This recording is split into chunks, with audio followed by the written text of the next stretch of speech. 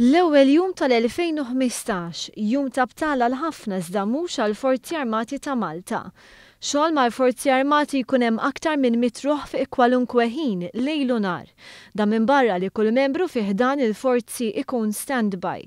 Ix-xogħol 24 siegħa jsir fl-Ajruport Internazzjonali ta' Malta, l-ambaxxati, postijiet strateġiċi u fil-bażi ta' Għawdex. Isiru wkoll xogħol mid-Dipartiment tal-Isplussivi l-Buqa d-Dasa, baħħara u piloti. Anka fl-ewwel tas-sena l-Forzi Armati kellhom żewġ dajjes lesti għalli jista' jinqala. Waħda tagħmel ronda u waħda lesta biex toħroġ f'każ ta' bżonn. Ikun hemm ukoll ajruplan u helikopter standby fi kwalunkwe ħin. Il-Forzi Armati huma l-unika aġenzija tal-Gvern li għandha vapuri lesti għas-salvataġġ. Dawn jintużaw għall-infurzar tal-liġijiet u fil-kontroll fejn jidħol is-sajt. Il-Forzi Armati mhumiex l-awtorità fejn jidħlu dawn l-oqsma, madankollu jservu biex iqajmu l-allerta fejn ikun hemm każijiet jew ċirkostanzi suspettużi. Il-Forzi Armati huma kompletament inkarigati mit-tfittxija u s-salvataġġ ta' persuni.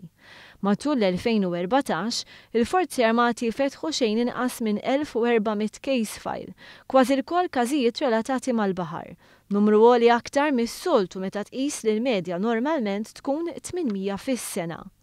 Fis-sem tagħha fl-Aġenzija Frontex, il-Forzi Armati ta' Malta allokat sigħat bil-baħar u bl-ajru.